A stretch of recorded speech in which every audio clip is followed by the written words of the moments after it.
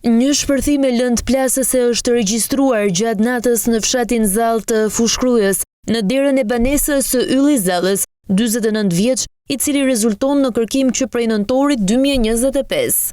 Nga shpërthimi janë shkaktuar dëme materiale, ndërsa automjeti i tij parkuar para banesës është përfshirë nga flakët dhe është djegur plotësisht. Policia është njoftuar vetëm para ditën e së dielës nga bashkëshortja e Zallës, e cila ndodhej në Itali. Sipas burimeve, ajo ka pretenduar fillimisht se pranë banesës ishte gjetur edhe një letër kërcënuese, por më pas e ka tërhequr këtë pretendim. Edhe ky element po verifikohet nga grupi hetimor.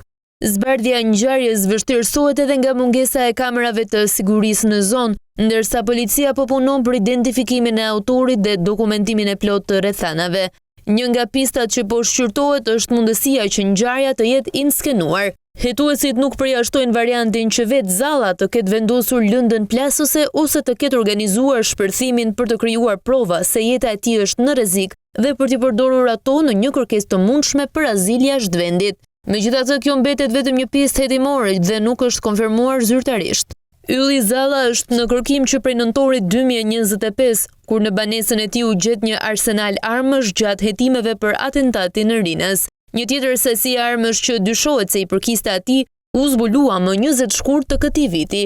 Në të kaluarën, Zalla është arrestuar edhe për prodhim bombash artizanale dhe është hetuar për vepra të tjera penale.